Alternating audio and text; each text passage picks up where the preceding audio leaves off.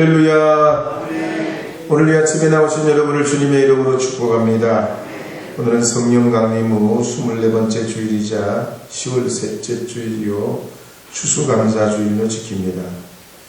추수감사절은 1620년 영국의 제임스 1세의 박해로 102명의 청교도들이 메이플라워를 타고 신앙의 자유를 위해 신대륙인 미국으로 떠나는 것에 유래됩니다. 그들은 2달 넘는 긴 항해 끝에 941생으로 미국 동부에 있는 한 연안에 도착하고 그리고 하나님 앞에 7가지 감사를 드리게 됩니다. 먼저 180톤밖에 안 되는 작은 범선이지만 하나님이 우리가 하여금 새로운 삶의 터전으로 오시게 한 것을 감사했습니다. 두 번째로 아주 느린 속도로 항해했지만 도착할 수 있게 해서 감사했습니다. 세 번째로 항해 도중에 2명이 죽었지만 그 가운데 한 아이가 태어났음에 감사했습니다. 네 번째로 폭풍 속에 큰 돛이 부러져서 위기에 처하게 됐지만 배가 파손하지 않게 하심에 감사했습니다. 다섯 번째로 여자 몇 명이 바람과 폭풍 속에 바다로 떨어졌지만 그들이 한 명도 큰일을 당하지 않고 구출을 받게 돼서 감사했습니다. 여섯 번째로 인디언들의 방해로 그들이 상륙을 하지 못하고 여러 날 동안 이리저리 떠돌아다녔지만 결국 원주민들의 도움으로 상륙하게 됐음에 감사했습니다. 일곱 번째는 고통스러운 긴 기간에도 한 명도 본국으로 영국으로 돌아가는 사람 없이 정착하게 돼서 감사했습니다. 그리고 그해 겨울이 오게 됐는데 혹독한 날씨가 계속되고 식량도 부족하고 풍토병으로 102명 중에 절반이 죽게 됐습니다. 그럴 때 남은 사람들은 심기일전하여서 윌리엄 브래포드를 그들의 대표 지도자로 선출하고 교회를 세우고 집을 짓고 땅을 개간하고 농사를 하고 가을이 오게 되자 추수를 하면서 그동안 도움을 줬던 인디언들을 초청해서 3일 동안 잔치를 열며 하나님께 눈물로 감사 예배를 드렸습니다. 그래서 미국의 링컨 대통령은 1863년 추수감사절을 연례 행사로 선포하고 미국 의회는 1941년 11월 넷째 주 목요일을 추수감사절로 공포하게 됐고 우리나라는 선교사들에 의해 1904년부터 추수감사절을 지금까지 지켜오고 있습니다. 하나님의 그 은혜가 이 코로나 가운데도 나오신 여러분, 또 우리의 삶이 여러 가지 변동이 있지만 하나님께 감사하는 여러분에게 갑절의 감사가 있기를 다시 한번 축복합니다. 날 구원하신 주 감사, 우리 복음성가 날 구원하신 주 감사 함께 불러보겠습니다.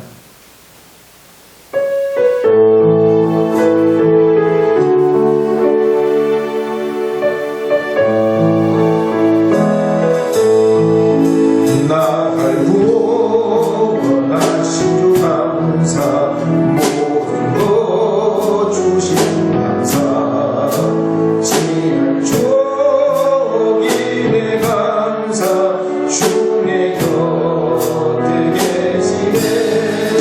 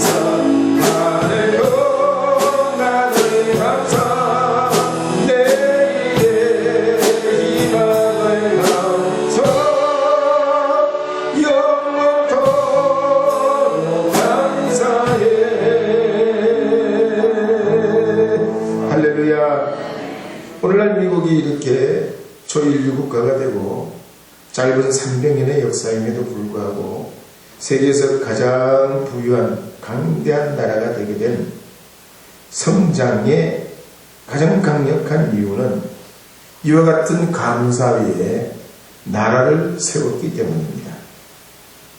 그런데 우리는 오늘 어떻게 살아가고 있습니까? 분명히 옛날보다 풍족하고 넘치고 우리의 형편이 지난 과거와는 비교가 되지 않을 정도로 참으로 윤택한 삶을 살아가고 있습니다. 꽃들에게 희망이라는 책에 보면 성공을 하고 싶은 애벌레들이 열심히 기둥을 향해 기어 올라갑니다. 그 기둥 위에 뭐가 있는지는 모릅니다. 그런데 다른 애벌레들이 위로 올라가니 자기도 그 흥겨에 동참해서 지지 않으려고 이기려고 어떻게든 남에게 지지 않으려고 위로만 올라갑니다. 그러면서 성공하지 못할 것 같은 두려움, 인정받지 못할 것 같은 두려움, 남다르게 보이는 것에 대한 두려움, 남과 비교하고 남보다 우월하며 경쟁하고 더 많이 소유하려고 하는 그 마음으로 행복함 없이 위로만 올라가요. 그렇다면 오늘 이 감사절을 맞이한 우리는 어떻게 해야 할까요? 모든 것이 하나님의 은임을 깨닫고 하나님께 영광을 돌리는 것입니다. 예수님께로 돌아오는 것입니다. 누가복음 17장에 보면 10명의 나병 환자가 예수님의 말씀을 믿고 걸어가다가 자기들의 모든 나병이 치료되었습니다. 그 중에 한 명은 예수님께 돌아와 감사하게 됐습니다. 그래서 예수님께서 그에게 말씀하시기를 일어나 가라. 내 믿음이 너를 구원하였느니라 그랬습니다. 육체적 질병도 심령의 구원도 함께 이루게 된 것입니다. 오늘 우리가 살아가는 이 시대에 몸은 겉은 너무나 화려하고 멀쩡하고 아무런 짓이 없고 어떤 사람에게 뒤지지 않을 그런 모양으로 살아가지만 심령의 구원을 받지 못해 불행한 사람이 한둘이 아닙니다. 마음의 행복을 잃어버리고 살아가는 인생에 끝없는 자신의 욕망에 스스로 올무가 매여 그렇게 매일매일 어디에 끌려가듯 살아가는 사람들이 한둘이 아닙니다. 오늘 우리가 이 신앙생활이란 하나님의 은혜로 돌아오는 것입니다. 나를 주님께 보여드리고 우리의 가정과 삶을 주님께 헌신하는 것입니다. 그래서 고린도전서 1장 4절에 보면 이렇게 기록합니다. 함께 읽어보겠습니다. 그리스도 예수 너희에게 주신 하나님의 은혜를 인하여 내가 너희를 위하여 항상 하나님께 감사하노니. 사도 바울도 은혜의 사람이지만 사역할 때 항상 감사했다고 했습니다. 특별히 형제들을 위하여 항상 감사합니다. 데살로니가 후서 1장 3절에도 보면 이렇게 기록합니다. 함께 읽어보겠습니다. 형제들아 우리가 너희를 위하여 항상 하나님께 감사할지니 이것이 당연한 너희 믿음이 더욱 자라고. 감사는 우리를 북돋워주는 북과 같습니다. 마음의 용기를 주고 더욱 우리를 감싸주는 것이 됩니다. 감사는 하나님이 받지만 복은 우리가 받는 거예요. 그래서 시편 50편 23절에 보면 이렇게 기록합니다. 함께 읽어보겠습니다. 감사로 제사를 드리는 자가 나를 영원롭게 하나니 그 행위를 옳게 하는 자에게 내가 하나님의 구원을 보이리라. 할렐루야. 날 구원하신 주 감사 한번 더 부르겠습니다. 날 구원하신 주.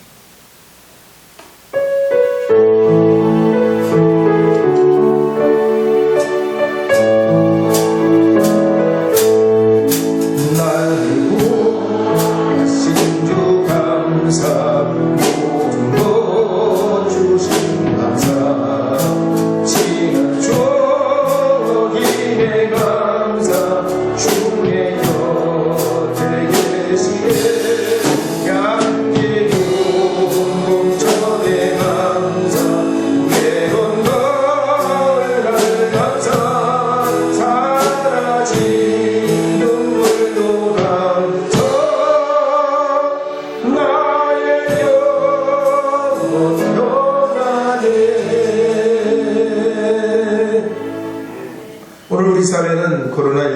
엄청난 사회적 변동을 겪고 있습니다. 코로나 1기, 2기, 지금은 심각한 3기의 시대에 이르게 됐다고 생각합니다. 과연 이럴 때 우리는 어떻게 살아가야 할까요?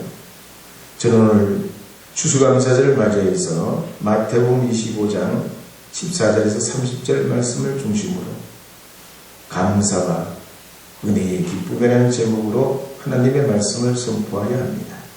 이제 마태복음 25장 14절 15절 말씀 함께 읽어보도록 하겠습니다. 함께 읽겠습니다. 또 어떤 사람이 타국에 갈 때 그 종을 불러 자기 소유를 맡긴과 같으니 각각 그 재능대로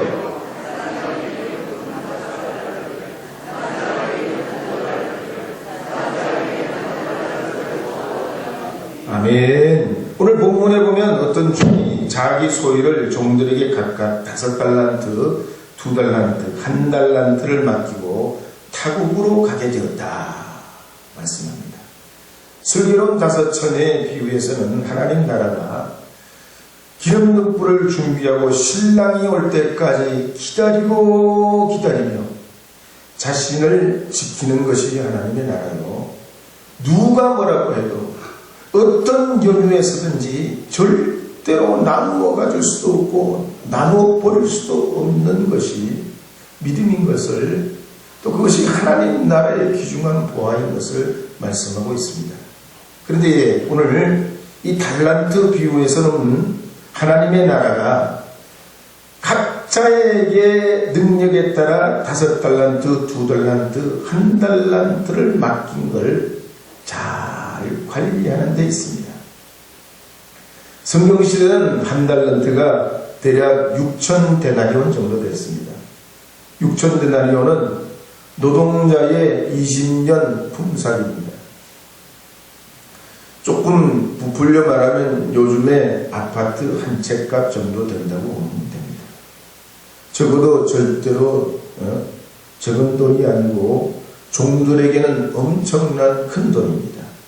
그렇지만 주인은 이렇게 큰 돈을 종들에게 각각 맡기고 타국으로 가게 됩니다. 어쩌면 이런 종들에게 맡기는 주인의 입장에서 보면 이 큰 돈 재산을 다 맡기고 가는 것인데 엄청난 부담이고 모험이 되기도 합니다. 요즘 코로나 시대에 사람들이 어떻게 살려고 합니까? 어떻게든 돈을 조금이라도 더 벌어보고, 더 힘드니까 주식 투자, 부동산 투자, 금융상품에 투자를 했다가 어려움을 겪는 사람들이 자꾸 늘어나고 있습니다. 어떤 분은 코로나로 실직한 후에 자기의 그 퇴직금을 전부 떨어놓다가 사기당하고 자살한 사람도 있고, 앞길이 막막해가지고 힘들어하는 사람들이 한둘이 아닙니다. 어려울수록 소고름을 가야 된다니까요. 소고름요. 소고름으로 걸어야 된다고. 소걸음. 급하게 가려고, 급하게 먹으려고 하는 것이 체하잖아요. 그러니까 이 어려우니까 어떻게든 말이죠. 이거 만회해 보려고 생각지도 않게 큰 걸음으로 참 뛰어나려고 하면은 거기에 큰 어려움에 봉착하게 되는 것이 세상의 순리입니다. 근데 오늘 이 본문 말씀에 나오는 이 주인은요, 종들에게 자기 소유의 일부를 맡긴 게 아니라 전부 맡겨놓고 타국으로 떠나갑니다. 이건 보통 마음이 아니지요. 보통 생각이 아니에요. 일반적인 것이 아닙니다. 마치 하나님께서 사랑하는 외아들 예수 그리스도를 이 땅에 보내시어 목숨 버려 우리 죄를 대속하시려고 했던 계획과 같습니다. 질그릇 같은 품성을 지닌 우리가 주님이 우리를 위해 비록 오셨지만 깨닫지도 알지도 못해요. 또 가룟유다 같이 하나님의 뜻을 온전히 받들고 따라가는 것이 아니라 주님의 뜻과는 반대로 배신의 길을 걸어가는 것이 우리 인생인데, 하나님은 무모하게 우리에게 재산을 몽땅 맡기고 타국으로 떠나가는 주인과 같이 우리를 그냥 무조건 믿어주시는 거예요. 나도 나를 믿을 수 없고 스스로 불안해하고 두려워하고 근심걱정 염려에 빠지는 것이 사람인데, 하나님께서는 예수 그리스도를 통해 실현된 이 구원과 믿음의 진리를 5달란트, 2달란트, 1달란트 받은 맡긴 그 종들에게 맡기듯 오늘 우리에게, 저는 알지 못하지만 각자에게, 여러분에게 맡겨주신 주님의 그 분량이 있다는 것입니다. 그러면 우리가 오늘 이 시대에 어떻게 살아가야 할까요? 여러 매체나 유수한 우리가 말하는 요즘 시대를 평론하는 것을 보면 몇 가지 이 시대가 특징을 가지고 있어요. 첫째는요, 다음 세대가 어떻게 변하게 될지 우리가 가늠하기 어려운 변화가 계속 지속되고 있습니다. 가령 앞으로는 돈을 안 찍어내는 나라가 점점 늘어나요. 스웨덴이나 노르웨이나 덴마크는 이미 돈을 안 찍습니다. 또 핀란드 같은 나라는 다른 나라의 돈을 찍기. 왜냐하면 현금 대신 신용카드를 쓰고 스마트폰으로 쓰고 아니면 비트코인으로 이미 사용해요. 프랑스 같은 나라는 비트코인도 화폐로 이미 인정하고 있습니다. 우리 다음 세대는 돈 없이 산다는, 지폐, 우리가 가지고 다니는 지폐 없이 사는 세상이 온다는 거예요. 두 번째는 인공지능 시대입니다. 재산이나 자산이나 주식이나 채권이나 퇴직연금까지 인공지능이 관리해 줍니다. 보험도 사람이 가입시키는 게 아니라 스마트폰 앱으로 사진을 찍고 얼굴 인식을 하고 집 주소를 기록하면 90초 만에 가입이 됩니다. 세계적인 보험회사들이 벌써 이렇게 나가고 있어요. 앞으로 이 인공지능 때문에 반복적이고 똑같은 일을 하는 건 기계가 다 맡아합니다. 그럼 사람은 뭘 하냐? 비정형적인 거, 똑같은 거 아닌 거, 생각해야 되는 거, 비판해야 되는 거, 창의적인 거, 문제 해결해야 되는 거, 이런 건 사람이 해야 돼요. 감수적인 있는 거, 문화적인 거, 감성적인 거, 이런 건 기계가 못해요. 결국 사람이 할 일이 더 다른 분야로 넓혀지는 게 사실이에요. 세 번째로, 앞으로의 시대는 학위무용지물 시대라 이렇게 말합니다. 미국 하버드대 경영대학원의 클레이튼 크리스텐슨 교수는 말하기를 10년 안에 미국의 대학 절반은 파산한다고 했습니다. 우리나라도 2028년부터 이미 입학 정원에 10,000명이 모자라요. 3년 후가 되면 16만 명이 모자랍니다. 갈수록 아이를 안 낳기 때문에, 인구가 격감하기 때문에 우리나라도 멀지 않았어요. 대학이 점점 학생이 없어가지고 문을 닫아야 되는 시대가 옵니다. 더군다나 세계적인 유수대학들, 하버드, MIT, 스탠퍼드 대학은 일반인들도 수강료를 안 내고 다 무료로 강의 듣게 합니다. 그래서 하버드대 총장인 드루 파우스트는 말하기를 대학을 졸업하고도 사회에 나가면 앞으로 시대는 6번 이상 직업이 바뀌기 때문에 내가 배운 그 지식으로 평생 먹고 살라고 하면 안 된다는 거예요. 이렇듯 우리가 살아가는 사회는 계속해서 바뀌고 변화하고 있습니다. 이럴 때 우리가 살아계신 하나님을 믿고 내 이웃을 내 몸처럼 사랑하는 가치를 가지고 마음과 뜻과 정성을 다해 하나님을 사랑하는 이런 하나님 나라의 뜻을 어떻게 실현해 나갈 수 있을까? 오늘 이 성경에 보면 즉시 가서 장사하는 장사꾼 같아야 된다. 그러니까 이 달란트에 비유해보면 5달란트 받는 사람이나 2달란트 받는 종들은 머뭇머뭇거리거나 뜸을 들이지 않고 짧은 시간에 많은 이유를 남겨야 되는 장사꾼처럼 자기가 받은 달란트를 가지고 즉시 나가 장사합니다. 그래서 마태복음 25장 16절 17절에 보면 이렇게 기록합니다. 함께 읽어보겠습니다. 5달란트 받은 자는 바로 가서 그것으로 장사하고 또 5달란트를 남기고 2달란트 받은 자도 그같이 하여 또 2달란트를 남겼으니. 말하자면 5달란트 받은 자와 2달란트 받은 자가 왜 이렇게 급한 마음으로 나가 장사를 했냐. 좀 가지고 있다가 상황을 봐가면서 돌아가는 이런 어떤 그런 분위기를 봐가면서 적절히 내 것도 아닌데 잘못하면 큰일 나는데 까먹게 생겼는데 천천히 하면 안 되냐. 이 5달란트 맡은 사람과 2달란트 맡은 사람은 주인이 왜 이렇게 5달란트, 2달란트를 자기들에게 맡겨줬는지 그 의도와 뜻을 분명히 알아챘습니다. 그래서 주인이 여행을 떠나자마자 조금도 머뭇거리지 않고 서슴거리지 않고 즉시 실행에 옮겨 주인의 뜻을 받들어 충성을 다합니다. 오늘 우리가 사는 시대도 그렇습니다. 시대 환경은 끊임없이 변하고 조건도 변하고 사람도 변합니다. 그런데 충성된 주님의 종들은 이와 같이 변화하는 시대 속에서도 하나님의 의도와 뜻이 무엇인지 깨달아 합니다.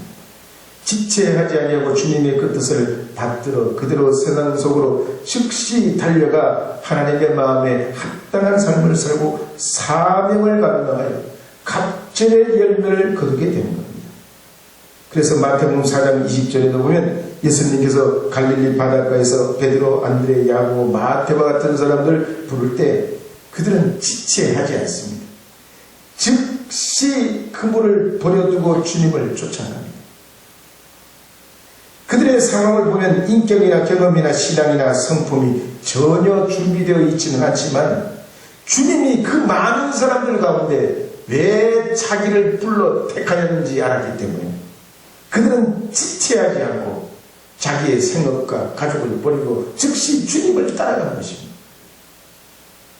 그래서 하나님 나라는 하나님의 뜻을 알고 깨닫고 주님의 마음에 합당한 삶을 살라면 주님의 뜻을 즉시 받드는 믿음의 민감성이 있어야 되는 줄 믿으시기 바랍니다.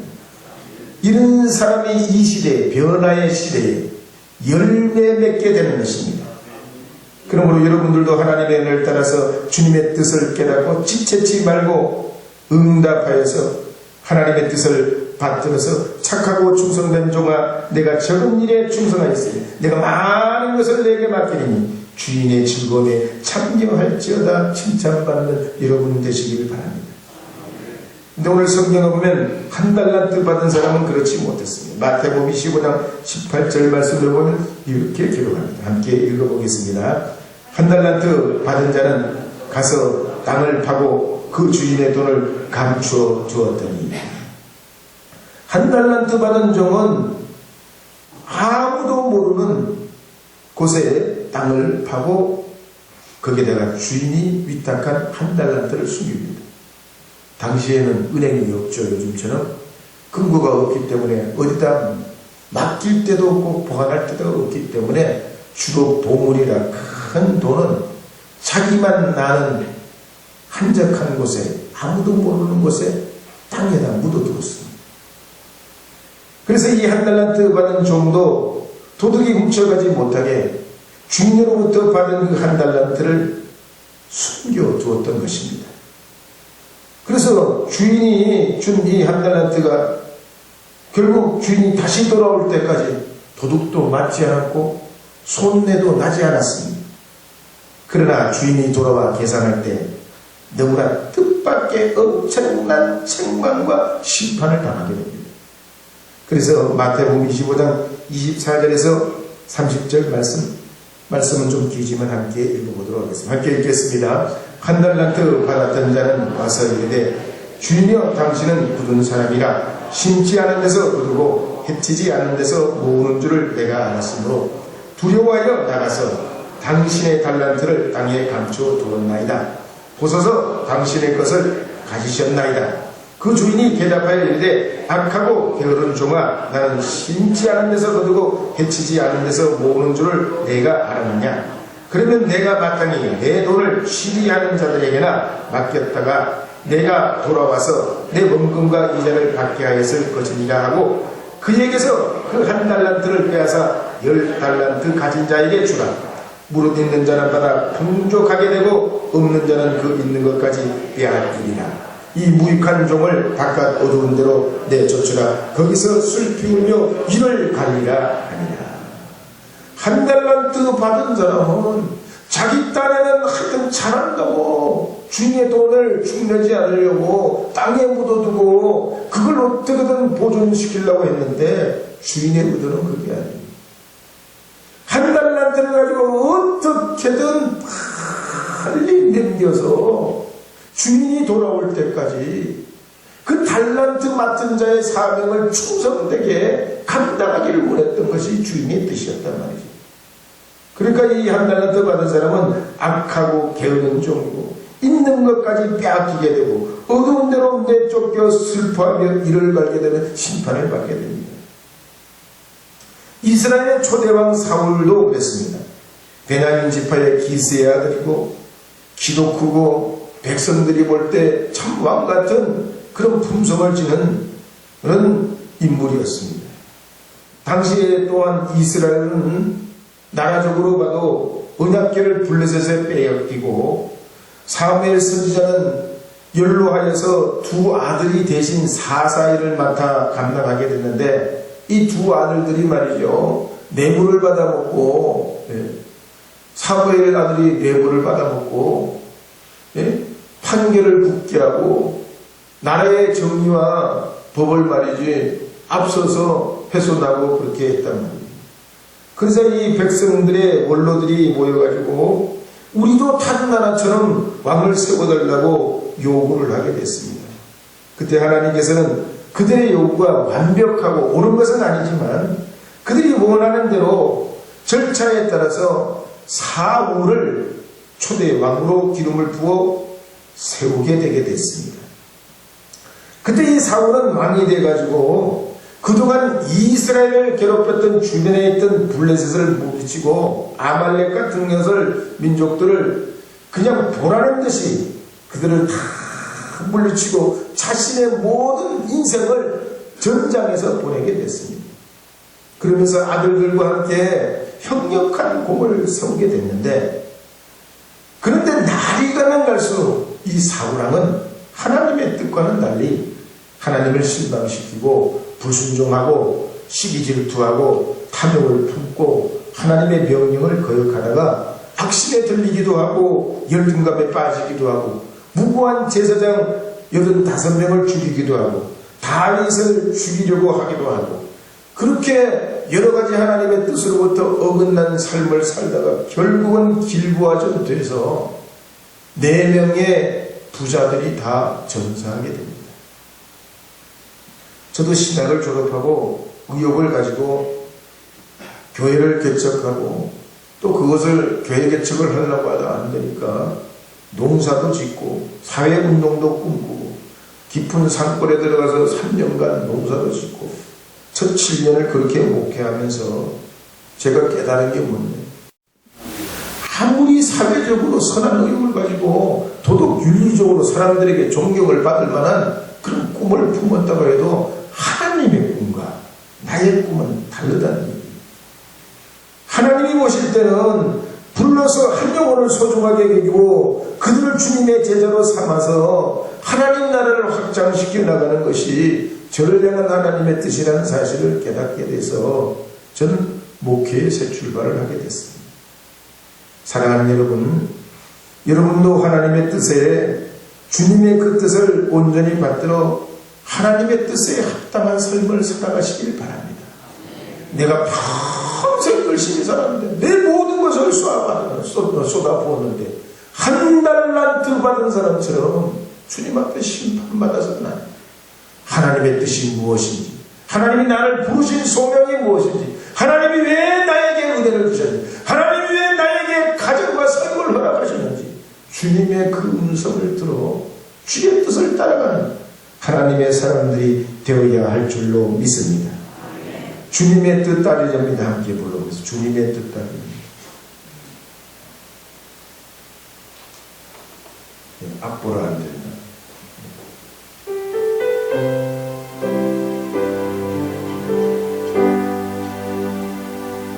주님의 뜻 따르렵니다. 나의 영혼 제게 주소서.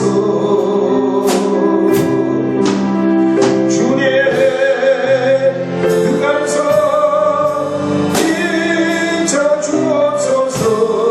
주님의 뜻 따르렵니다.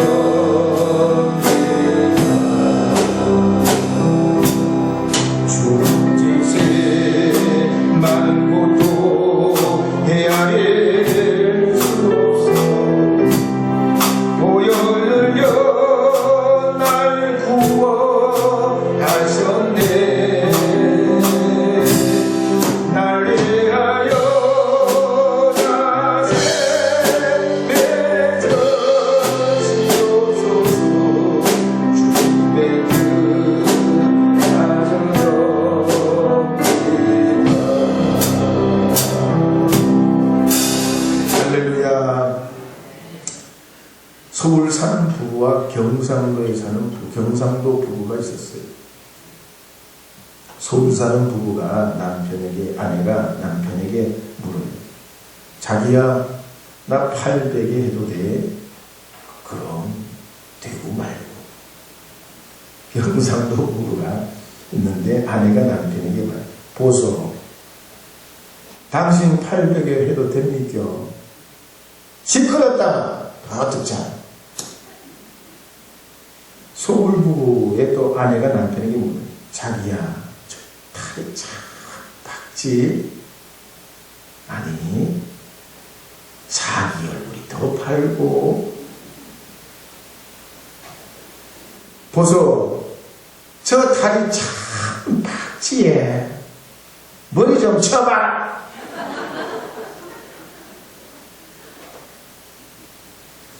서울 사는 부부가 등산을 갔습니다. 절벽에 꽃이 피어 있었어요. 아내가 말했습니다. 자기야, 저 꽃 좀 따줄 수 있어요? 자기가 원한다면 뭐든지 해줄 수 있어. 경상도 부부가 등산을 갔습니다. 절벽에 꽃이 피어 있어요. 보소, 저 꽃 좀 따줄 수 있는 게 저게 네 껴가. 구약 성경에 나오는 루카 나오미는 말이죠. 망해버린 가문을 온몸으로 이 며느리와 시어머니가 떠받치고 있습니다. 마치 곧 무너지려고 하는 갱도같이 우직거리면서 그 가문이 무너질 위기에 처했었어요. 그런데 그들이 가지고 있는 자원이란 아무것도 없습니다. 건강한 몸이 있는 것도 아니고 힘센 어떤 체력이 있는 것도 아니고 한 가지 오직 하나님을 신뢰하는 것밖에 없었어요. 주님을 신뢰하는 건 어떻게 보면 종이 지팡이와 같아요. 그게 무슨 힘이 있어? 보여줄 수 있어, 써먹을 수 있어, 배가 부르는 거야. 아무것도 소용이 없어요. 그런데 성경에 보면 그런 그들의 믿음이 가죽보다 더 질기고 쇠보다도 더 단단하고 불보다도 더 뜨거운 힘과 능력을 발휘하게 되는 걸 성경은 우리에게 기록합니다. 그래서 고린도전서 15장 41절에 보면 해의 영광이 다르고 달의 영광이 다르고 별의 영광이 다르고 별과 별의 영광이 다 다르다고 했습니다. 여호수아 시대에 이스라엘의 백성들은 12지파가 제비뽑기를 해가지고 다 각자 나름의 땅을 분배받습니다. 어떤 땅은 기름지고 어떤 땅은 옥토고 어떤 땅은 산악이고 어떤 땅은 광야이고 어떤 땅은 샘이 나고 경작하기 좋고 옥토와 같이 열려져 있지만 어떤 땅은 사막과 같이 건강하고 메마른 땅을 분배받았습니다. 그러나 그들은 하나님의 뜻이 있는 줄, 주님이 우리에게 주신 약속의 땅이요 젖과 꿀이 흐르는 땅인 줄 믿고 그 땅을 하나님의 축복으로 여기고 받아들일 땐 그들이 복을 받았습니다. 오늘 우리 인생도 그렇습니다. 하나님이 우리 각자에게 주신 달란트가 있습니다. 사람마다 다릅니다. 사람마다 하나님이 허락하신 것이 달라요. 그래서 우리에게 때로는 좋은 건강을 타고나면서부터 받은 사람도 있지만 태어날 때부터 건강이 나쁘고 어려운 사람도 있습니다. 어떤 사람은 경제력으로 부유하고 부모님의 유산과 상속을 받아가지고 어려움 없이 살아가는 사람이 있지만 어릴 때부터 가난과 맞싸우고 평생을 고생해도 그 가난을 이기는데 버거워하는 그런 환경에 살아가기도 합니다. 어떤 사람은 많이 배우고 어떤 사람은 배우지 못하고 어떤 사람은 또 다른 환경에 놓이고 또 다른 사람은 또 다른 환경에 놓이지만 우리는 이 모든 것이 하나님이 내게 주신 은혜요 축복이요 선물인 줄 믿기에 오늘도 열심을 품고 뜨겁게 기도하면서 불붙는 심령으로 열심을 가지고 적극적인 인생을 살아가게 될 때 여러분에게 주신 것은 각각 다르지만 하나님의 축복의 은혜로 각절의 은혜를 누리고 우리의 주인이신 주님이 우리를 부르실 때에 하나님이 우리에게 맡기신 이 달란트에 만 가지의 은혜를 하나님 앞에 고백하면서 주님께 영광을 드리는 날이 오게 될 줄로 믿습니다. 세상에는 세 부류의 종류의 사람들이 있습니다. 첫 번째 사람은 있으면서도 감사할 줄 모르는 사람입니다. 하나님이 주신 것이 있지만 늘 부족하다고 불평하고 원망하고 살아갑니다. 이런 사람들은 행복이 그들에게 없습니다. 둘째의 사람들은 있기 때문에 감사하는 사람들입니다. 내가 원하는 것이 채워지면 감사하고 만약에 이런 조건이 채워지지 아니하면 금방 감사가 사라지는 삶을 살아가는 사람입니다.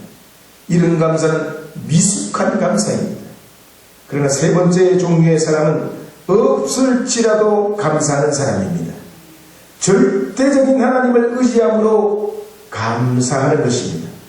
아무것도 없지만 현실은 아직 있지 아니하지만 없는 것을 있는 것처럼 믿는 믿음의 사람답게 우리의 조건을 뛰어넘고 하나님이 우리에게 행하신 것을 바라보면서 기뻐하며 감사하며 살아가는 사람들입니다. 오늘 이 추수감사절에 나오신 여러분의 이 세 번째 사람 없을지라도 감사하기를 바랍니다. 있게 될 줄 믿고 감사하기를 바랍니다. 막막하지만 하나님이 이루실 줄로 믿고 어려움을 극복하고 뛰어넘어 행복을 찾아내시는 주님의 기쁨의 사람들이 다 되시기를 축원합니다. 뉴스를 보니까 동해안에 오징어가 더 나온다고요. 작년만 해도 오징어가 안 잡혔는데 지금은 오징어가 무지 잡힙니다. 세상은 돌고 도는 항상 그렇지 않아요. 하나님의 때가 있는 줄 믿으시고 최상의 감사로 여러분의 삶을 살아가는 여러분 되시기를 축복합니다. 기도하겠습니다. 하나님, 저희들에게 은혜와 자비를 허락하시어 오늘 이 아침 주님 앞에 온 마음으로 감사합니다. 우리에게 생각한 것보다 항상 넘치도록 복을 베풀어 주시는 주님의 그 은혜에 감사합니다. 있는 줄로 믿고 감사하며 나아가기를 원합니다. 주여 우리에게 은혜 내려주심을 믿습니다. 예수님의 이름으로 기도합니다.